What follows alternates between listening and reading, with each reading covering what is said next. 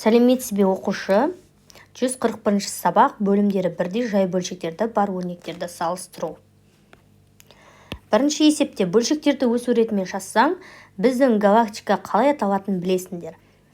Яғни бізде өсу рет деген бөлімдері бірдей болыпты, бұл жерде алымдарын кішісінен үлкеніне қарай жазу. Яғни 20-дан 1, 20-дан 3, 20-дан 6, 20-дан 8, 20-дан 9, 20-дан 11, 20-дан 13. Сонда құс жолы деген галактиканың аты шығады екен. Жақсы. Екінші теңсіздер турама. Теңсіздердің бөлімдері бірдей болған кезде алымдарының қайсысы үлкен, сол бізде үлкен тура теңдік болып есептелінеді. Сол сияқты 8-ден 3 пен 8-ден 5-те мына алымы 5 болып тұр. 3-тен қарағанда 5 үлкен, сол себептен бұл тура теңдік.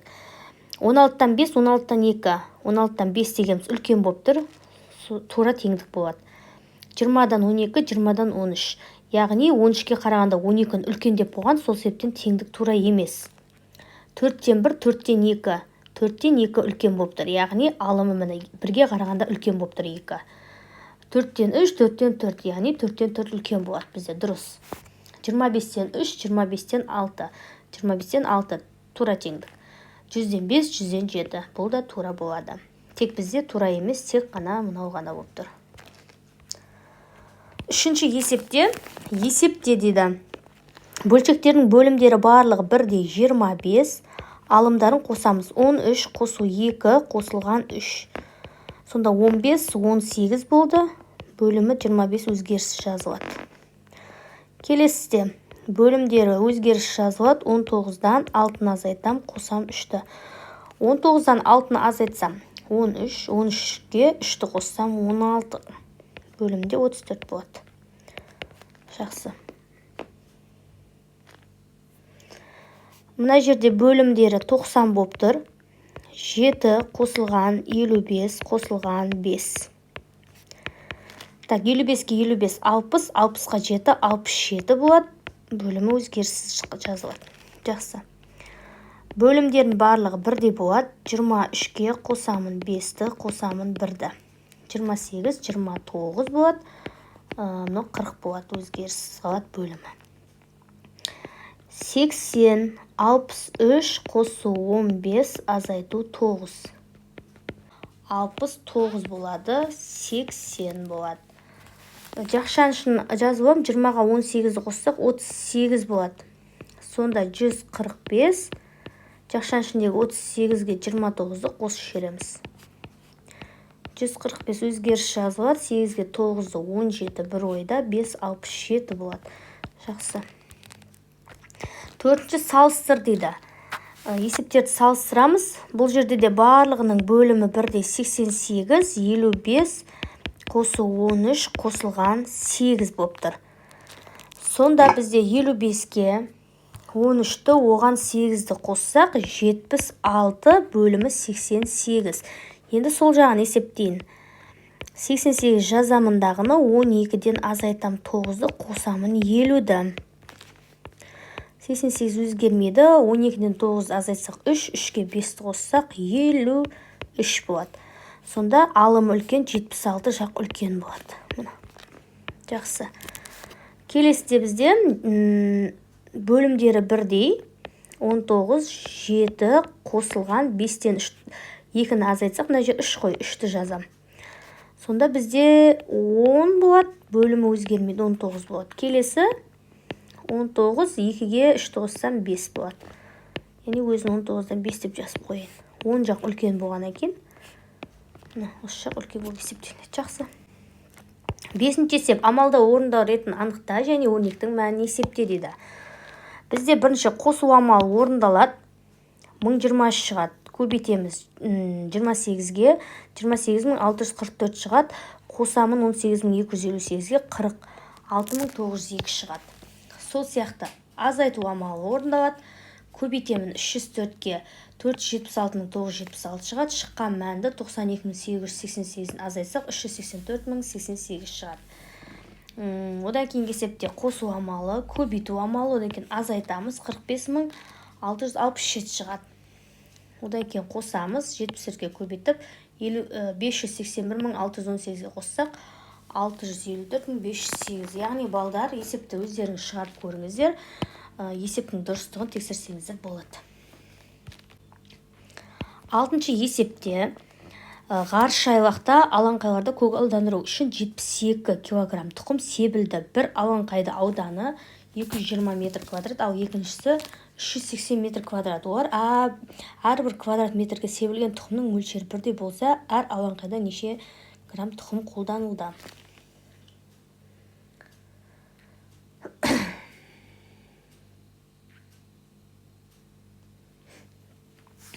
Шешуі, яғни бұл жерде аудандарын қосып аламын. 220-ны қосамын 380-ге. 600 метр квадрат. Бұл біріншісі, екіншісі, сол жаңағы бізде 72 килограмм деген 72 мың грамм ғой. Соны бөлемін 600 метр квадратқа. Сонда қысқартқан кезде бізде 120 грамм метр квадрат болады. Сонда 120 грамм метр квадратты көбейтемін 220. Бізде 220-ға көбейтем. Бірінші ауданына көбейтіп аламын. Сонда 26.400 грамм болады. Төртінші 120 грамм метр квадратты көбейтемін 220-ға. 45.600 грамм болады. Сонда жауабы бірінші алаңқай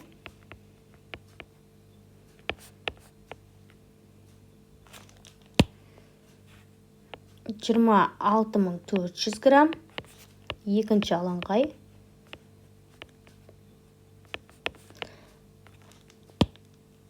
45.600 грамм тұқым қолданылды.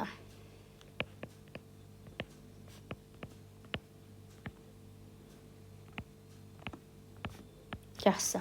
Есебінде жер учаскесінің ұзындықты амен белгілек 1251 метр. Оның енін бұмен белгілен, ұзындығы белгісіз метр, ол 3/1-не тең ұзындықтың. Жер учаскесінің периметрі керек бізге, ауданын тап деген. Шешуі. Бұл жерде біз енін тауып алайық. Ені деген 1251 метрдің 3/1 бөлігі. Тек 1251-ді бөлемін 3-ке көбейтем 1-ге деген сөз ғой.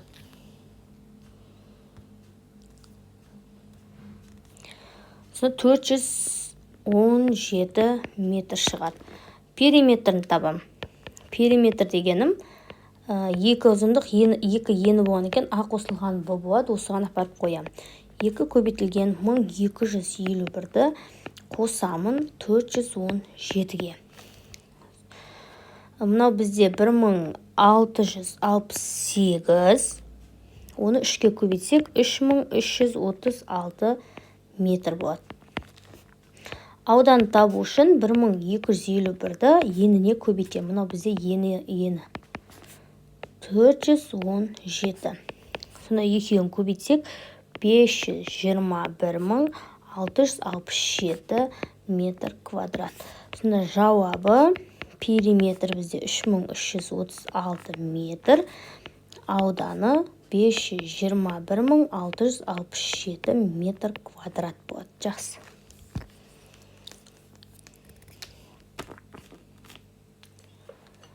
Жетінші, шебер тақтайшаны жұмыс үшін суретке көрсетілгендей етіп теңде 2 бөлікке кесе алады. Компьютер түрінде бейнеленген өрнек жасау үшін шеберге ең аз мөлшерде қанша бүтін тақтайша қажет? Енді қараймыз. Мына жерде бір тақтайшаны былай 2-ке бөлуге болады, және былай тігінен былай да бөлуге болады 2 тақтайшаға. Сонда бізде мына 2 компьютеріміз бір тақтайша болып есептелінеді. 2 тақтайша, 3 тақтайша, 4 тақтайша, 5 тақтайша, мынау да сондай 6 тақтайша, мына екеуі 7-ші тақтайша болып тұр. Сонда жауабы компьютер жасау үшін 7 бүтін тақтайша қажет. Жақсы. 8-ші есеп өрнек құр дейді. Бүтін және жарты тақтайшалардан құрастырылған өрнек ойлап тап. Үшбұрыш және тік төртбұрыш пішінді тақтайшаның жалпы санын есептеуге болатын өрнек құр дейді.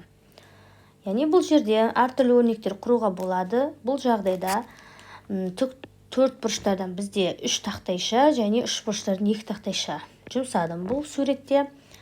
Яғни жалпы бізде 5 тақтайша керек. Жауабы. Жақсы. Өздеріңіз әртүрлі осындай тақтайша құрсаңыздар болады. Өз шеберліктеріңізден көресіздер. 9-ші есепте құлыптың кодтық цифры 20 санынан кіші 2 таңбалы сан. Арманға осы сан цифрларының қосындысы мен олардың көбейтіндісінің қосындысы сол санның өзіне тең екені белгілі. Бұл қай сан деп ойлайсың?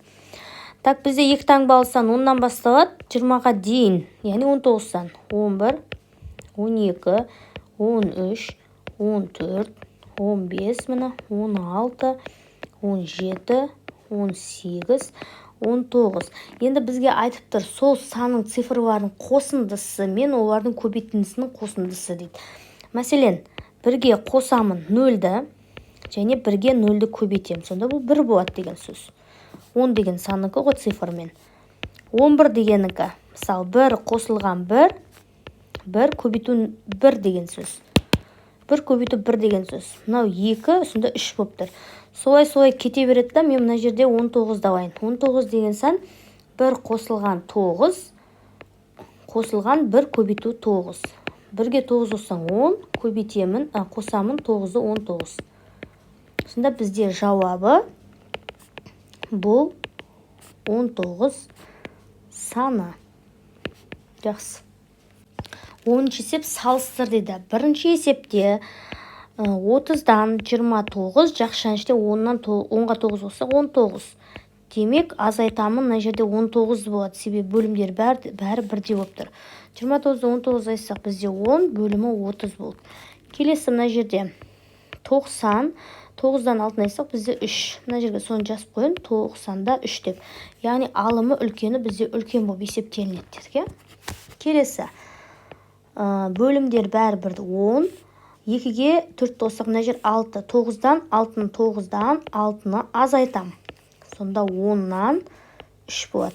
Ал мына жерде 16-ға 2-ні қоссам 8.